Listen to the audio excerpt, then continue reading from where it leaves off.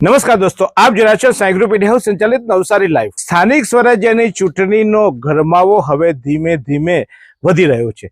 એક તરફ આકાશમાંથી તાપમાન વધી રહ્યું છે, ત્યારે બીજી તરફ રાજકીય ગરમાટો પણ વધી રહ્યો છે।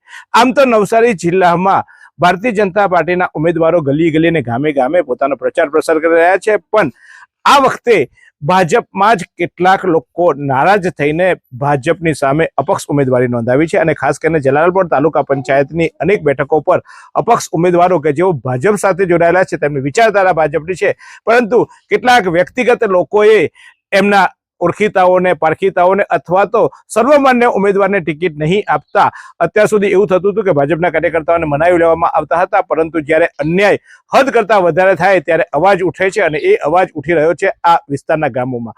ખાસ કરીને જલાલપોર તાલુકા પંચાયતની કેટલીક બેઠકો પર અપક્ષ ઉમેદવારોએ ઉમેદવારી કરી છે, ત્યારે વાસી બોરસી માછીવાર જે કહેવાય છે એના બોરસી બેનની 5 નંબરની બેઠક પર, એટલે કે તાલુકા પંચાયત જે 5 નંબરની બેઠક છે એમાં પણ અપક્ષ ઉમેદવારે ઉમેદવારી નોંધાવી છે। ખાસ કરીને એમને પૂછવાની આપણે કોશિશ કરીશું। શું નામ છે બેન આપનું? ભારતીબેન। ભારતીબેન, અત્યાર સુધી તમે ભાજપ કરતા હતા, અત્યારે અચાનક અપક્ષમાં કેમ આવી ગયા અને અપક્ષમાં કેમ ઉભું રહેવું પડ્યું? અમે પહેલા ભાજપમાં હતા, હજુ ભાજપમાં જ છીએ ને જીતીને પણ ભાજપમાં જ રહેવાના છે અમે। અત્યારે અમારો હાલનો મુદ્દો એ જ છે કે જેને સીટ આપવામાં આવી છે જયશ્રીબેન ટંડેલ, એમના પર ઘણા કેસ થયા છે, પછી એમના હસબન્ડ સાથે ભાજપમાં પ્રમુખમાં છે ને હાલમાં એ માછીવાડા ગામમાં સરપંચ તરીકે ભૂમિકા ભજવી રહ્યા છે।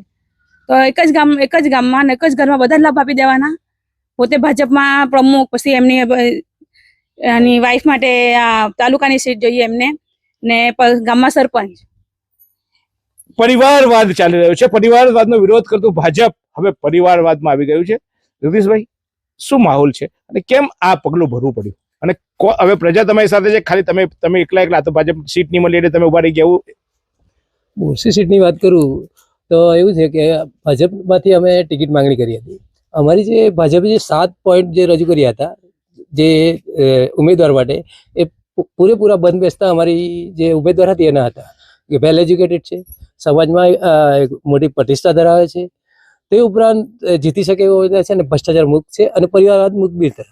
જ્યારે સામેને જેને ટિકિટ ફાળી છે એ જે ઉમેદવાર છે એમાં 5માં બેઠતા નથી, પરિવારવાદ બી છે જે આપણે બેને કીધું છે, ઉપરથી વેલ એજ્યુકેટેડ બી નથી અને સમાજમાં પ્રતિષ્ઠા તો સહેજ નથી।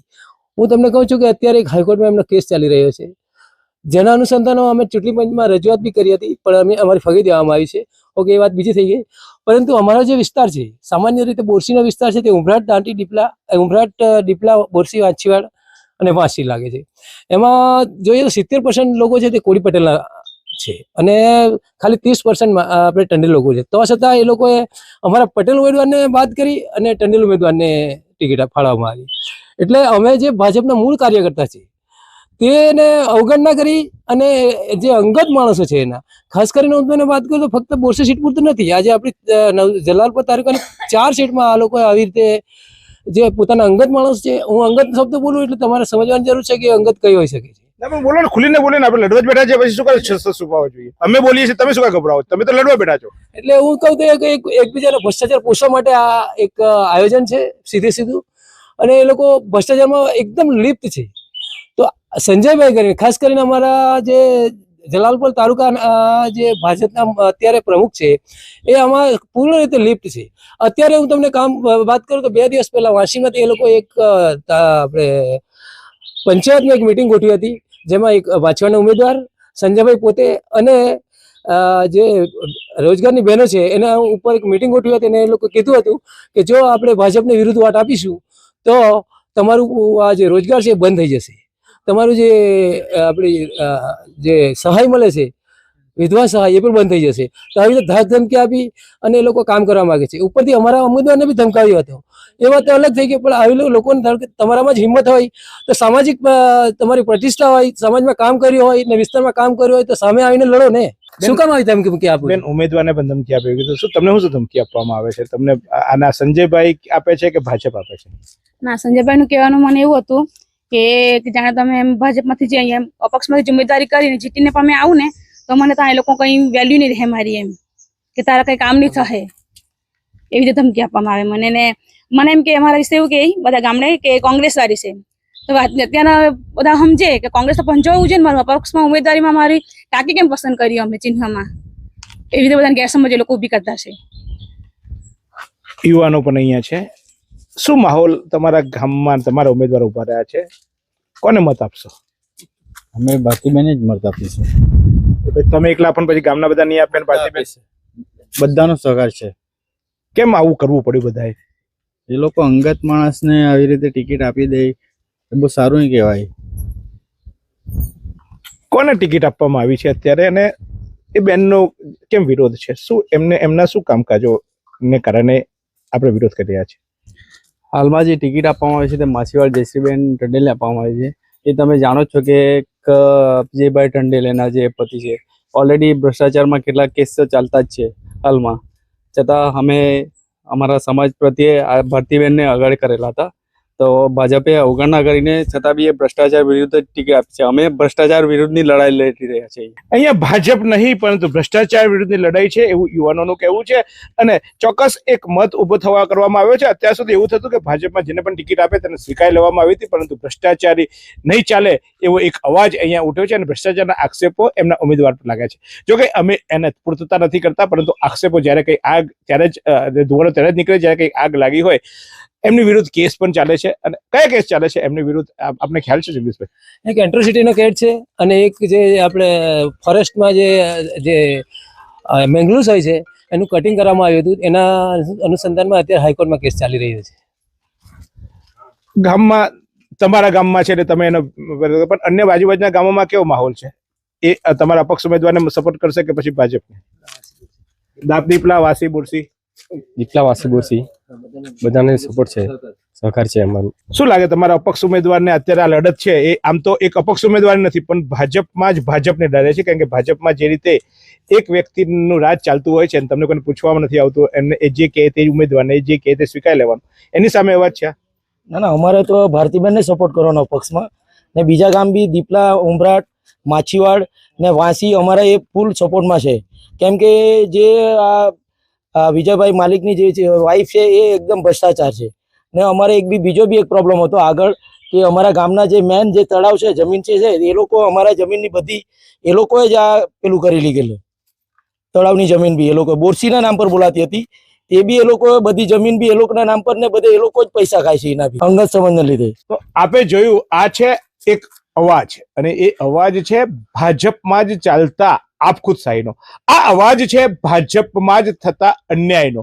જે ઉમેદવાર યોગ્ય હોય એ ઉમેદવારને નહીં, પરંતુ જે ઉમેદવાર સગાવાળો હોય, જે ઓળખીતું હોય અથવા તો પોતાની હામાં હા મનાવે એવા ઉમેદવારને ટિકિટ આપવાની પરંપરાને લઈને આ વિસ્તાર કહેવાય છે કે સમૃદ્ધ અને ક્રાંતિકારી વિચારધારાવાળો છે. અને ભાજપમાં જ રહીને ભાજપના નેતાઓ એટલે કે ભાજપના કહેવાતા નેતાઓ કે જેઓ એક હતું શાસન ચલાવતા હોય એમની સામે અવાજ ઉઠાવ્યો છે. લોકશાહી ક્યાં છે એવો સવાલ ઉભો થાય, પક્ષમાં લોકશાહી છે કે કેમ એવો સવાલ ઉભો થાય, તો એનો જવાબ આ વિસ્તારના ભાજપના જ કાર્યકર્તાએ આપ્યો છે કે હા, અમારે ત્યાં અમે લોકશાહીમાં માનીએ છીએ, અમે ચાહીએ એ ઉમેદવારને ટિકિટ આપવી જોઈએ, અને જો ઉમેદવારને ટિકિટ નહીં આપે તો અમે અપક્ષ લડીને ભાજપને બતાવીશું કે તમે જે અમારા પર ઠોકી દેશો, ઠોકશાહી ચલાવશો, એ નહીં ચાલે.